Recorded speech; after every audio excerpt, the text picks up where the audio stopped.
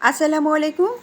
আজ আমি আপনাদের সামনে তুলে ধরব রুটির ফ্রোজেন পদ্ধতির গোপন রহস্য। একদম গোপন রহস্য। হয়তোবা অনেকেই জানেন না এই গোপন রহস্য।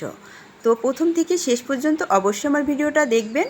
আর আমার চ্যানেলে নতুন হয়ে থাকলে অবশ্যই আমার চ্যানেলটা সাবস্ক্রাইব করে আমার পাশে থাকবেন। আর লাইক, কমেন্ট, শেয়ার করবেন। তো এ পর্যায়ে দেখতেই পাচ্ছেন আমার রুটিগুলো কতটা নরম হয়েছে আর পাতলা হয়েছে আর গোল হয়েছে রুটিগুলা। তো আমি এই রুটিগুলো ফ্রোজেন করে রাখবো। আমি 30টা রুটির মতো বানিয়েছি। তো এই পর্যায়ে দেখুন আমি পাতিলে পানি নিচ্ছি। তো পানি নিব আমি ঠিক 4 বাটি পরিমাণ পানি নিব। আমি অনেকগুলো রুটি বানিয়েছি, যার কারণে আমি 4 বাটি, যে কোনো বাটির আপনি যে কয় বাটি পানি দিবেন ঠিক সেই কয় বাটি আটা দিবেন, তাহলে আপনার আটা আর পানির সাথে ঠিক থাকবে, সামঞ্জস্যতা ঠিক থাকবে। তো এই পর্যায়ে দেখুন আমি লবণ দিয়ে দিলাম। আমি 4 বাটি, মিডিয়াম বাটির 4 বাটি পানি দিয়েছি, আর 4 বাটির ভিতরে আমি 4 বাটি আটা দিয়ে দেব। এই পর্যায়ে আপনারা এটা অবশ্যই খেয়াল রাখবেন, এই পরিমাণটা, এই ইস্যুটা যদি আপনারা ঠিক করে দেন পানি আর আটা, তাহলে কিন্তু আপনার আটাটা বেশি নরম হয়ে যাবে না, আবার শক্তও হবে না।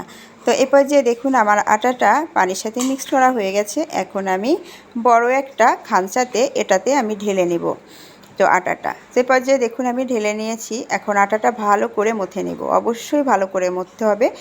আর গরম অবস্থায় একটু হালকা হাতে পানি মিক্সড করে আটাটা মথে নিতে হবে। গরম অবস্থায় আটাটা মথে নিলে কিন্তু আটাটা অনেক সফট হবে। আর এই পর্যায়ে একটু তেলও দিয়ে দিব। তেল সাথে মিক্সড করে দিলে তাহলে আটাটা কিন্তু আরও সফট হয়ে যাবে। এটা কিন্তু ফ্রোজেন রুটির জন্য আরও ভালো হবে।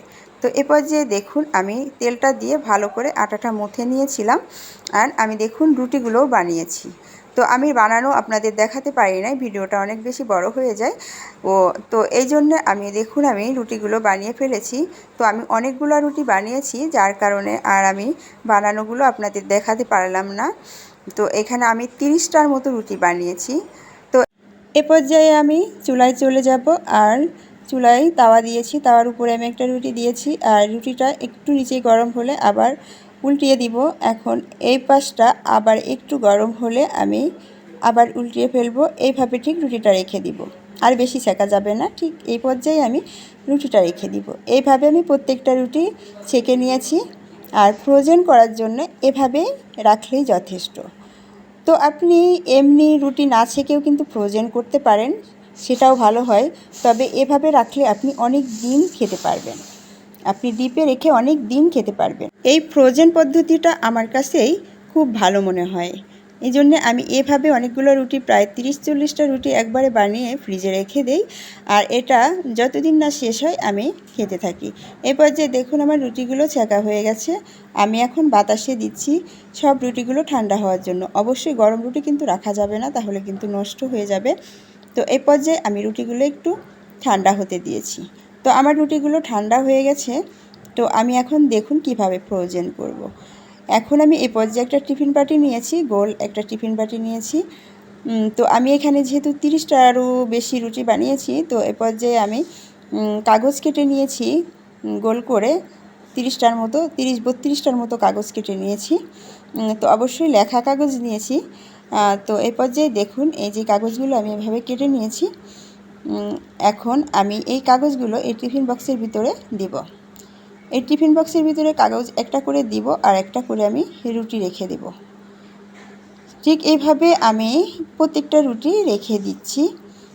তো এভাবে ফ্রোজেন করলে আপনাদের কাজটা অনেক সহজ হয়ে যাবে। প্রতিদিন রুটি বানানোর ঝামেলাটা কিন্তু একদম মাথায় থাকবে না।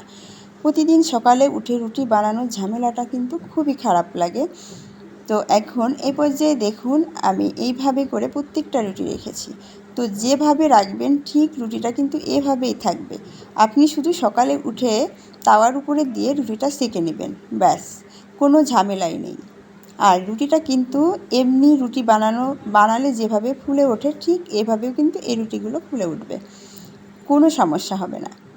তো এই পর্যায়ে দেখুন আমি এইভাবে প্রত্যেকটা রুটি রেখে দিয়েছি। আর আমার বক্সটা অবশ্যই দেখতে পাচ্ছেন, একটু বড় বক্স। এখানে 30টার মতো রুটি একদম ফিল আপ হয়ে গেছে। তো এই যে দেখুন আমি এখানে প্রায় 30টার মতো রুটি রেখে দিয়েছি। তো এখন সব শেষে আমি ঢেকে রাখবো ঠিক এভাবে। হয়ে গেল আমার ফ্রোজেন পদ্ধতি।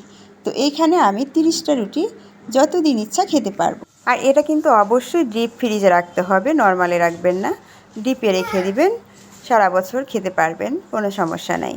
তো আমার এই ফ্রোজেন পদ্ধতিটা যদি আপনাদের কাছে এতটুকু ভালো লেগে থাকে, অবশ্যই আমার চ্যানেলটা সাবস্ক্রাইব করে আমার পাশে থাকবেন। আল্লাহ হাফেজ।